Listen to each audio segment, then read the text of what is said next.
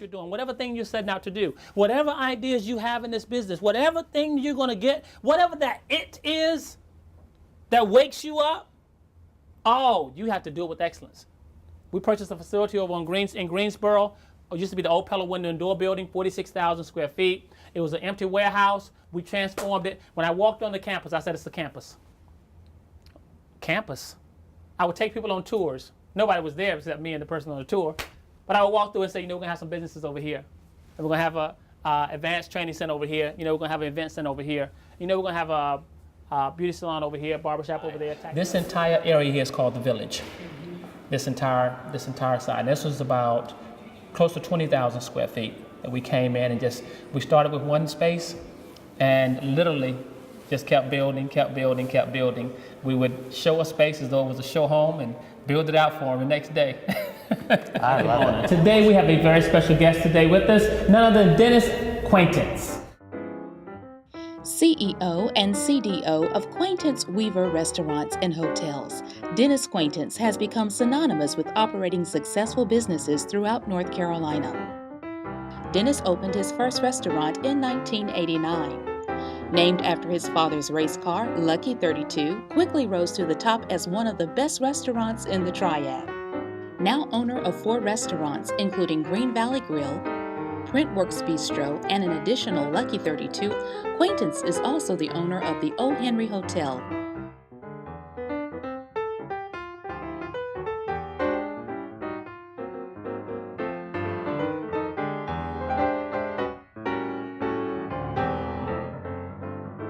And the highly praised Proximity Hotel. The Silk Protein Shampoo is great for all hair textures. It is a moisture-infused shampoo that leaves the hair soft and silky. For dry or lifeless hair, the Ashtay Silk Protein Conditioner has silk protein and amino acids, perfect for daily normal hair use and hair restoration. But we are so excited to have you. Thank you so much for being here. Well, I'm just delighted to be here. Thank you so much, Dennis. Thank you for having me. I'm looking forward to it. What I think is that what's made such a big difference in my life, among other things, is mentors. Mm-hmm. And you automatically have mentors. One tenant mentors the next tenant, and you folks mentor them, and it just goes on and on. There's always something that lights a person up. For me, it was a little town I came from, of 1,700 people, and, working in tobacco fields and picking cucumbers and, just going through the process and seeing around me, the challenges of life, and knowing there was something greater outside of that city. So inspired me to say, I want to do something that I don't know what it is, but I know it's bigger than what it is right now. What inspired you to leave Montana and begin to go out there and seek your place, to seek that place that you felt that you could make a difference? What lit Dennis up to say, go for it, man? What happened for me is when I started working in this hotel, it was the nicest hotel in Missoula, Montana, and so we would see successful people, people that were happy. Because I want to digress just a second to say, what is success? Because in a business context, it's not going broke. It's the opposite. It's surviving, making a profit, whatever you want to say. But what is it in life? And what I've boiled that down to for me is it's the increments of joy, tranquility, and enthusiasm we get to experience. So when I say success, if I'm just talking about business, I'm talking about more income than outgo. If I'm talking about life, I'm talking about those 3 things. But I saw people successful in business and in life, people that were enthusiastic, that were happy, that would greet you and you felt this energy and that sort of stuff. So my frame of reference, not that my frame of reference wasn't wonderful in my own family and some friends, but it expanded. It was just like walking from a room out of doors. My world got a lot bigger. So what happened for me was exactly what we talked about when we were walking around earlier, is that as my world got bigger, I ended up having a multitude of role models and then a multitude of mentors. And I soon saw that I would endeavor to use what I call vocational mentors.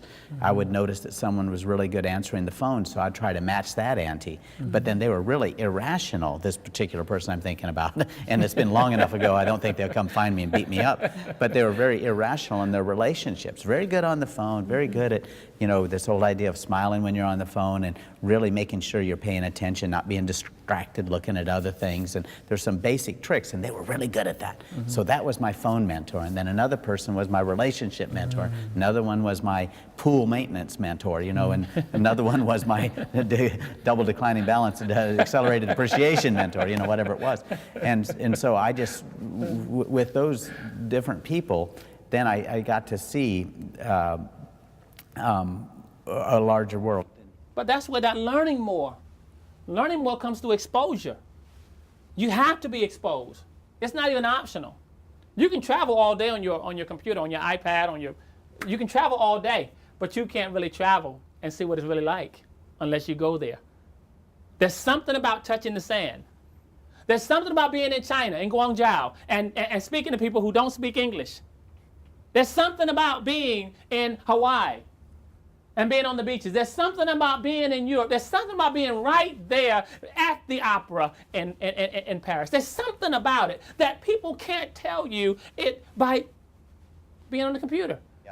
Someone was asking me recently how much starting as a houseman in a hotel meant to me now, and I said about 30%. I mean, of what I lean on, I answered to do my job came from the on the ground stuff, not what I've learned when someone's told me how to read a P&L or something like that. I tell you, it comes after the P&L is read. That's exactly right.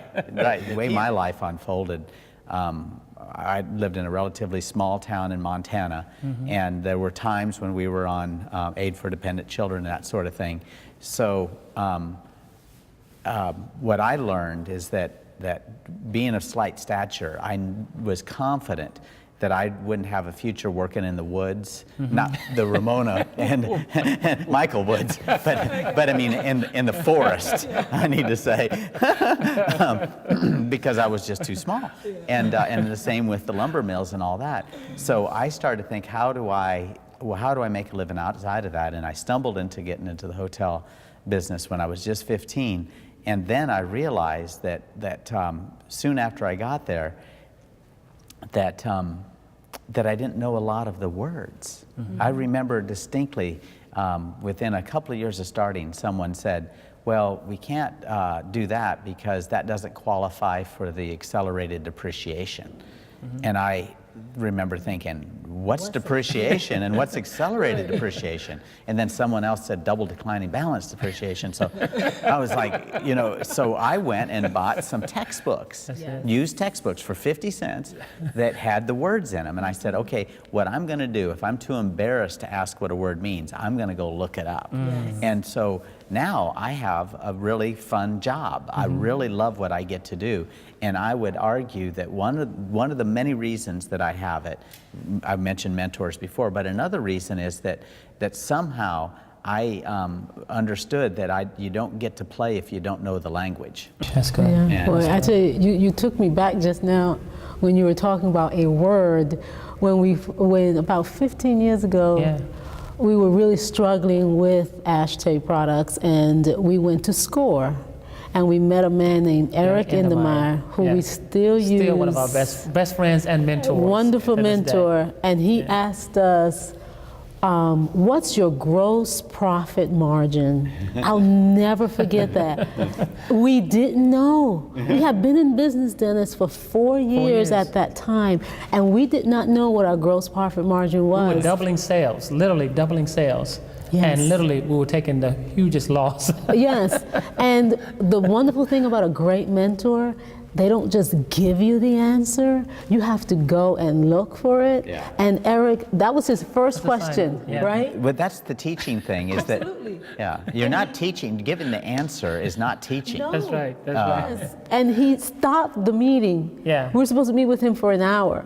That was his first question. He says, we don't need to go any further. As soon as you know the answer to this question, come back, schedule another meeting. Come back and schedule another meeting. We've been scheduling meetings every...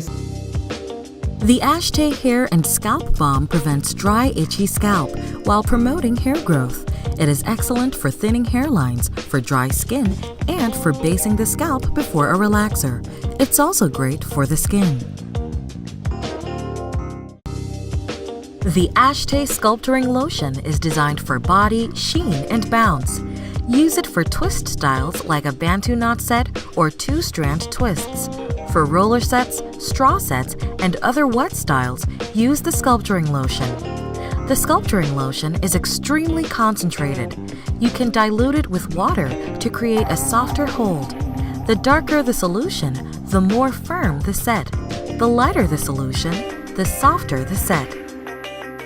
We almost went out of business 3 times. The first 3 years, we almost went out of business. Had nothing to do with sales. We doubled sales every single year. Went from $170,000 to $280,000 to $570,000. Year after year after year. Made no money. Right. Amazing. We were selling, but we were frustrated because we didn't understand the numbers. We sat down with SCORE after our 3rd year in business, and we finally got an understanding to the things that kept us frustrated. It was an eye-opening for us. And I mean, when it opened our eyes, it was like a wow moment. We didn't know that. And you never know what you don't know. One thing we have learned just through growing an organization, and now in our second one, is that every time we have found a challenge that within the company, it's because there's something we don't know. There's something that we're missing, and we've realized that if we go search, learn that particular area, or hire someone in that capacity, the problem is solved. And you can tell when you haven't learned enough, because there's a little saying that I tell all of our employees: where there is frustration, there is lack of education. Yes. Wow. Now, I mean, you've had tremendous success with 5 wonderful restaurants. I know we eat at least 3 days a week at one of them, all the time. 2 fabulous hotels. Talk to us about some of your failures and how do you deal with them personally and spiritually? Well, first of all, there's at least 49%, I think, of what I've done has failed. Wow. Just transactions. I think that stay in business, you just need to be at 51%. and I think that one of the things with around this word failure is that a failure is really an educational opportunity. Mm-hmm. What you want to do is make real sure that potential fatal failures get a lot of attention. But non-fatal failures are opportunities to grow. That's where you're sure that you're just not doing the same thing the folk down the road are doing, but that you're sort of pushing the envelope. So we don't have enough tape or, I guess, digital capacity for me to tell you about all of our mine and our failures. But I will say that we embrace failures. For instance, in our company, I say, okay, here's the deal. All of us are in a contest. Who can mishire? In other words, hire a person that's suboptimal for the role more than the next. Because what happens is that people defend their decisions. So if you hire someone, then you need to defend it. It's a good decision. I say, oh no, don't put yourself in a position to defend a decision. Put yourself in a position, an ego-neutral position. Mm-hmm. So we have to balance it with those sorts of things. So by my definition, I hadn't had any failures because a failure is an opportunity to grow individually and collectively, mm-hmm. As long as it's non-fatal. Mm-hmm. One of the sort of cowboy things, being from the West, that I learned and taught our children, that experience, I tell them, comes from let me get this straight. It's good judgment comes from experience, and experience comes from bad judgment. And so the trick is just make sure that your bad judgment is non-fatal. The idea is that if you're going to really, get things done, we need a bit of a churn of what we're doing. And if we're afraid to make a decision because of making a mistake to protect our ego, then we're going to make mistakes slower. That's what we call, and I've always expressed, is that's the tuition cost. Yes. Right. The higher the tuition cost means you're gonna take longer to get to that. It's exactly the word we success. use. I often say when I'm talking to one of our team members that, how much more are we going to need to invest in your learning curve? Yes. And because I just need to know. I'm comfortable. I'm happy, but I want you to know that, It's costly for you it's that's right. You're a Harvard. You want a Harvard tuition cost. Right. Right. And it's nice. I'd like you to go on scholarship. Well, have you ever started on something from the ground up? There's nothing like it. There's nothing like starting with something, and people can be fueled. Now, not only are they passionate people, they're educated people. Because you must understand, you always want to get people around you who are educated. Because an uneducated person can cost you a lot. You're going to spend the tuition helping them to learn. And the more, the less educated they are, the higher the tuition is.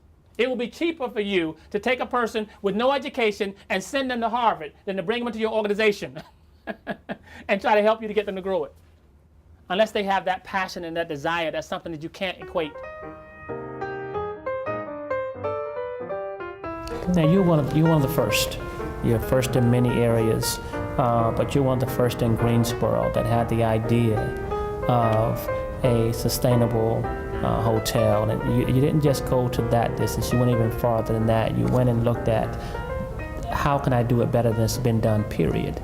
And what sparked you to become the first in developing a hotel of that magnitude? Yeah, but it really is extraordinary. The Proximity is the first hotel in the country to gain the LEED Platinum, the highest level rating with the U.S. Green Building Council's leadership in energy and environmental design. There's still only two. In fact, there was a picture this big in the Philadelphia Inquirer of us on Sunday saying, can you believe this? There's only two hotels that have this level of certification in the whole country.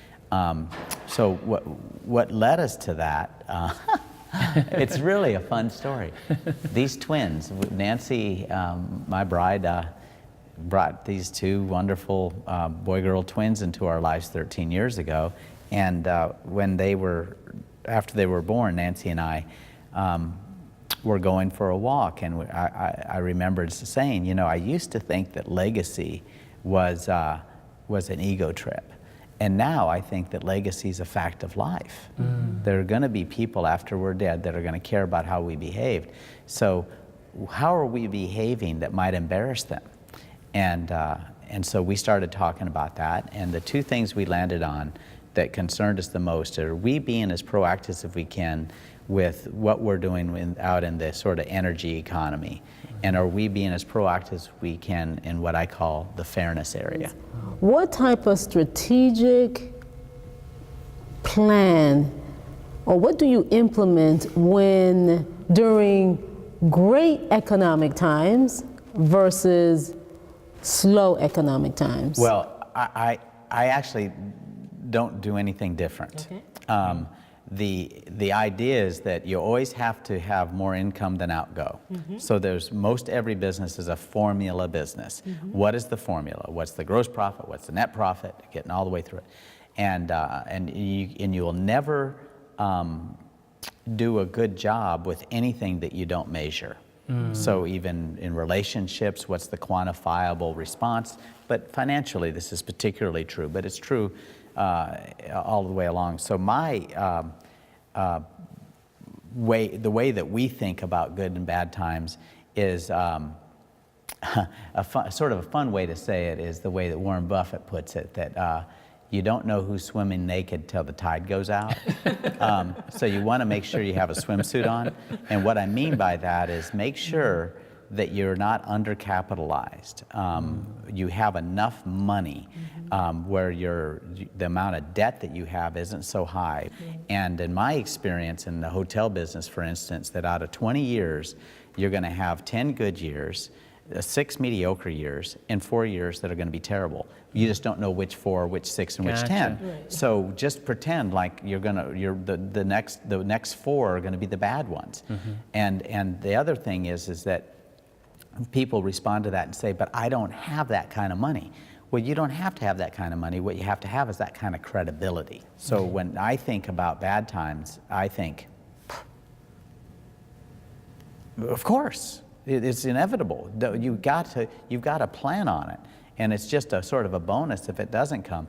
In fact, if thinking about it more globally, I think bad times are healthy. It's just like when a windstorm comes through here, it blows off of the trees the dead limbs. You know, I know that's sort of a stretch of an analogy, but we got to knock out the dead wood.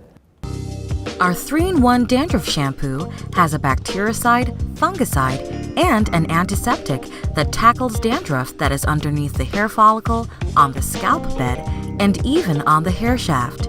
Use this shampoo to combat and remove both oily or dry dandruff. For dry dandruff, use a small amount of hair oil with the dandruff shampoo during your application. Apply shampoo directly to the scalp using the bottle or an applicator brush. Let sit on the hair for 5 minutes before wetting. Lather and rinse. Repeat if needed. Follow with an Ashtay conditioner. Top-selling authors Michael and Ramona Woods released 2 books, Living in the Wealthy Place and Get the World Out. The Woods are best known for their unique motivational speaking and hosting TV show On the Money with Mike and Mona. For only $26.95, you can get both copies today of Living in the Wealthy Place and Get the World Out. Call 1-800-327-4823. 800-327-4823. We sold out of every single space that we have. Yes. We have 25 businesses on our campus. 25. We've been at 85 to 90% occupancy for the past 3.5 years. This year, with 100% occupancy. Now, it didn't start this past year. It didn't start 3 years ago. It started the moment that you go in and you begin to talk about that what you have heard.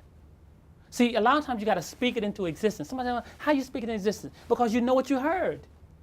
No one else has your sight. No one else has your vision for that new thing that you're going to create, that new idea. No one else has it. You see it. If she saw what I see, I wouldn't need any eyes. Somebody has to see it. The person who sees it is the person who must execute on it, and you must have so much of a positive attitude that you move other people along, and sometimes other people don't know why they're following you, but you're so excited. They're just coming along on the journey. The other thing is this idea that you can't accomplish what you don't first imagine. You're allowing people to come in and imagine things. And particularly people in the minority communities that have been through various mechanisms have been sort of told, you probably won't be able to do this. Absolutely. So we have to give extra attention to folk that have been told that and say, no, you can. Let's imagine together, but let's be practical. Right. What this idea of being practical and idealistic. But boy, kill one of those two and you've got a problem. And I think that tamping down idealism is a real problem, particularly in people in poverty, people in minority communities, these sorts of things, women. There's all kinds of people that don't have the same privileges that males have or white males have. And so what we need to do, and as a society looking forward, is we need to give those folk opportunity to have to imagine, but to imagine in a practical way and to have role models. And you put those all together, you end up with something that can make a difference in people's lives and cause more prosperity and joy, not just for those people, but their families, and they become better at everything. I can't speak for being a woman. I can't speak for being an African American, but I can speak from my own experiences, my own empathy. I have a mother, I have sisters, I have friends that are African American, and I endeavor to empathize with each group's and each person's reality. Because we all have, I think, a foundation of fear and insecurity, But some of us, particularly I would argue white males being one, we have sort of the most privileges. The most doors are open for us. If I were a woman, there would be less doors. They may appear open, but there's the resistance, and I know that, and I know that's true for African Americans. I know it's true in other segments of our society. So being able to push through that is a really interesting dilemma. You have to literally step out and execute on that which you say you're going to do. And you can't do it just any type of way. You have to do it with excellence in order for it to separate you, from someone else who's doing something similar to what you're doing. So execution is key, whether you're working for yourself, starting a business, or working for someone else. You know, you're juggling a lot of huge enterprises, and you do have twins, a wife. How do you balance your personal life and all of these amazing enterprises that you have? Well, I think that it's work with people that you like and trust, and treat them the way you'd like to be treated if your roles were reversed. If you ask me to take out the garbage, I really want to know is, where's out mean? You know, where do I put it? When do you want me to do it? Give me some specifics, and then trust that I'm going to do that. And if you treat people with respect, they will match that. I think it's the same with trust, and I think that this is another part of that answer. You don't get trust without giving trust. So it comes down to a group of dedicated people that choose to behave in a way that's the same way I'd behave if I was playing that role at that time. So I get to go home because I choose to trust people, and I think when you choose to trust someone, they choose to trust you back. Wow, and being married is and working, you know, creating the ideas. I know your wife created most of the design and the building, a lot of the artwork as well. Working together as a couple, how enjoyable is that for you? Oh, it's really great. We're very careful about it, I'll tell you though. Very often we'll think about something while we're both at home, and I'll send Nancy an email, and she'll email me back, but we don't talk about it because we need an oasis. Isn't that great? Dennis, I tell you, it's been awesome to have this opportunity to sit here and share this moment with you. It's really something that our viewers, we know it's going to be something that's going to touch their lives. The words that you've spoken and the amount of wisdom that you've just passed through to our viewers is amazing. And you talked about so many areas, some legacy and the mindset necessary to transfer that legacy, and the behavior that you must have now that will be reflected at some point in the future. This has been a. Yes. I think we owe him a check, honey. I think we owe him a check. I think we owe him a check. No. We can't take him out to lunch because I don't think we owe each other anything. What I do believe is that we enjoy being friends, and I'd look forward to that continuing. Definitely. I thank you so much. Yeah. I love really it. appreciate you, Dennis. This is such a pleasure. Very, very, very much.